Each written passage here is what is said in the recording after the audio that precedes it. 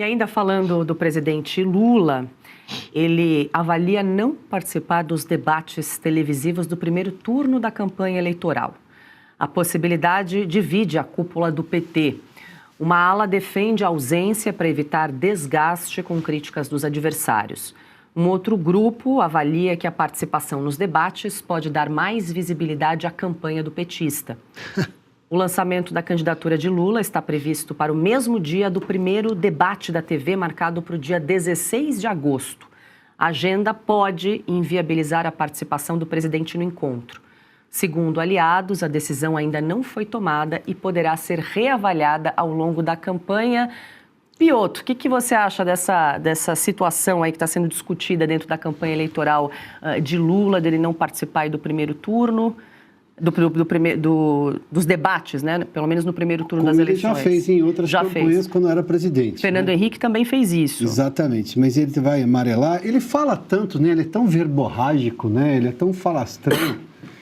Fala para plateias amestradas, como se refere aqui com frequência o Augusto, mas nesse caso cada vez menores, né? A gente viu, por exemplo, essa que ele falou, que ele não sabia quem era o Tiradentes e o Silvério dos Reis, mas tudo bem, deixa para lá, né?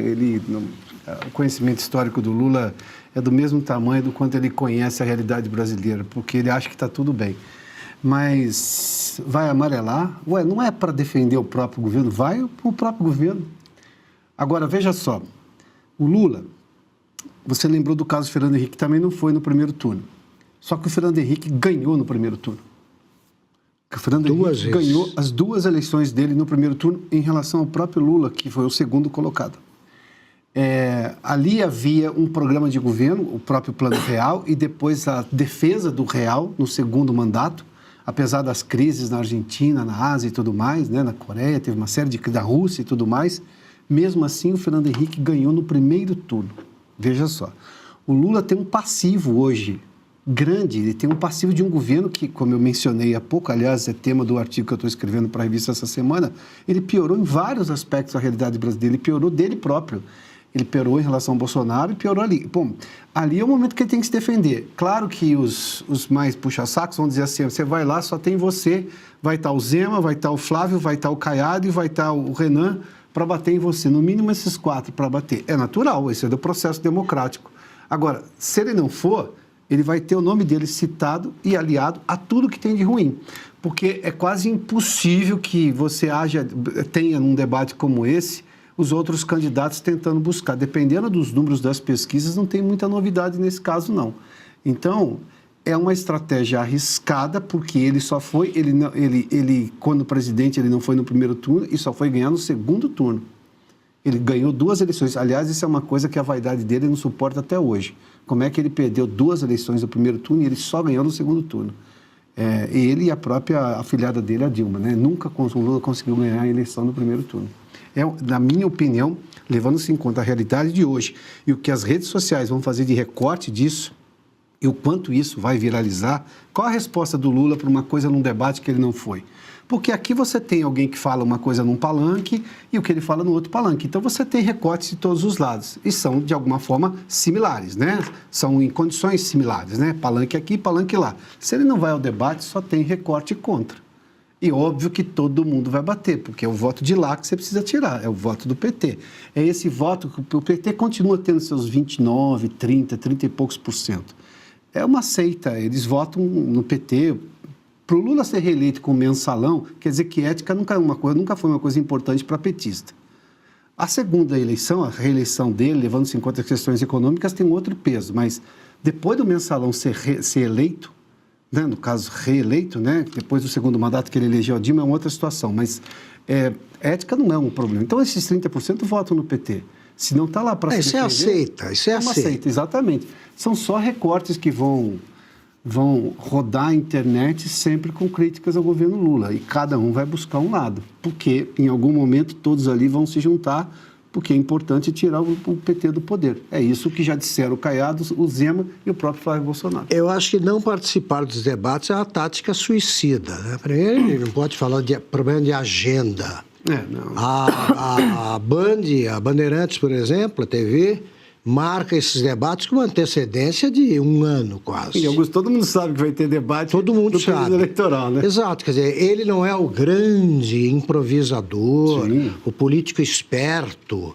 Então, ele não realizou um governo espetacular. Como é que vai perder a chance de apresentar o que fez? Porque agora tem que chegar, não tem mais tempo para plantio. Chegou a hora da colheita dos 4 anos. Então, ele tem que apresentar a colheita.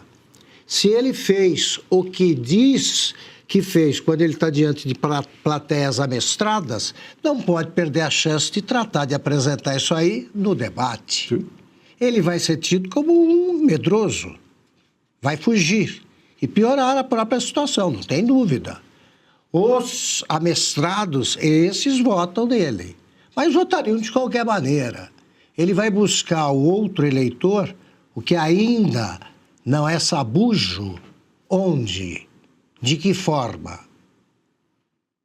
Pois é, chega a ser até desrespeitoso com o eleitor considerar essa possibilidade de não participar, né? Todo candidato deve expor ali as suas ideias, o seu programa, ser ali confrontado com os adversários.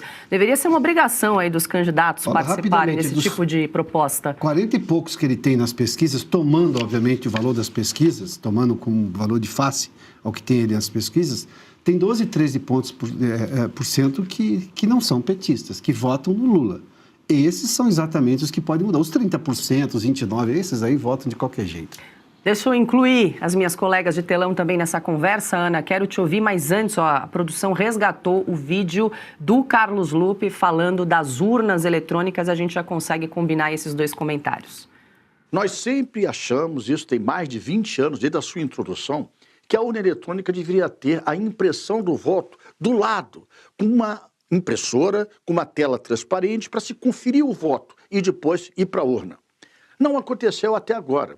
Desde o surgimento da urna eletrônica 25 anos atrás, nosso líder, nossa referência do partido, Leonel de Moura Brizola, já defendia uma coisa simples de se fazer, a impressão do voto.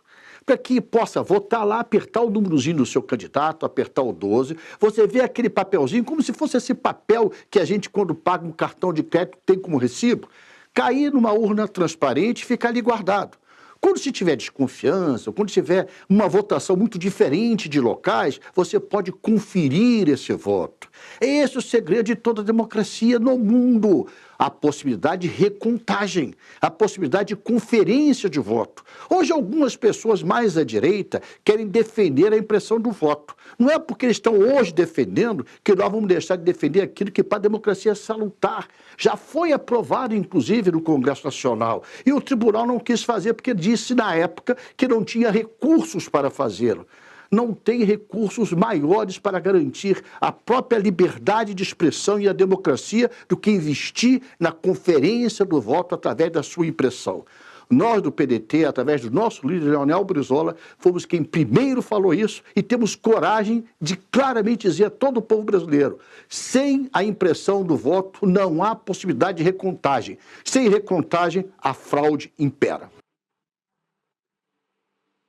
Sem recontagem, a fraude impera. Está aí o Carlos Lupe, aliado do Lula, né, dizendo isso. Mas o povo, nós não podemos, ninguém pode questionar.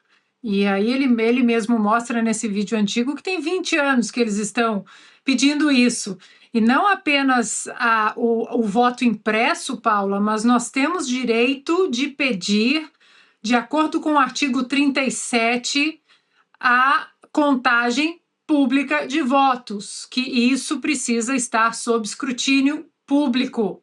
Mas nem isso, né? É por isso que a gente resgata esses vídeos, Paula, é por isso que a Oeste é tão perseguida por agentes como aqueles do Alexandre de Moraes, né? Vamos usar a criatividade para ver se a gente consegue enquadrar a Oeste. Ficamos aqui quanto tempo? Sem monetização, né? Saímos do YouTube, porque a gente traz exatamente a hipocrisia, a gente mostra com vídeos, com declarações oficiais de todos eles.